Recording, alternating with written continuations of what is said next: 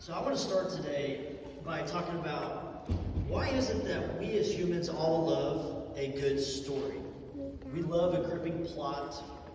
We love a lovable underdog. We love a surprising twist. And that's why we go to the movies. That's why we all read these books. That's why we binge watch Netflix. But you want to know the only thing better than a good story? It's a good comeback story. Think about it. There's just something in us that lights up when we see someone rise from the ashes, dust themselves off, and keep swinging. Let me take you back to one of the greatest comeback stories in movie history. Has anyone ever seen the movie Rocky, the boxing movie? Some of us. Check it out if you haven't seen it. I love it. It's a great spiritual movie. And if you've seen it, you know the scene. Rocky Balboa, especially in Rocky 1. I love it. He's getting beaten down in the ring. He's getting pummeled. He's bleeding. He's staggering. But he won't stay down. And every time he hits the mat, he finds some way to get back up. And I know it's a movie here, just a movie, but hang with me. Because in that moment, the crowd's going wild while this guy's getting beaten down. And like why? Why is the crowd going wild? And I can tell you, it's not because they're just cheering for a great fight. And they are. It's a great fight. But more than that, the crowd's going wild because they're cheering for the heart of this man that just keeps on going. They're cheering for the heart of the man. But here's the thing. As epic as the story that Rocky was, this was way short of the greatest story that ever actually happened. Like, this is a true story. Because there was another moment on a hill called Calvary where it looked like the story was over. Jesus had been betrayed, beaten, crucified, and then buried.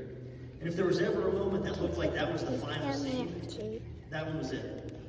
The enemy thought the bell had rung. The enemy thought the game was over. But what did Jesus do? He pulled the ultimate comeback.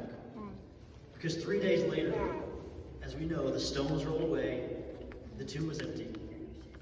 Now, Jesus didn't just get back up. He defeated death. He didn't just come back from a tough situation. He came back from the grave.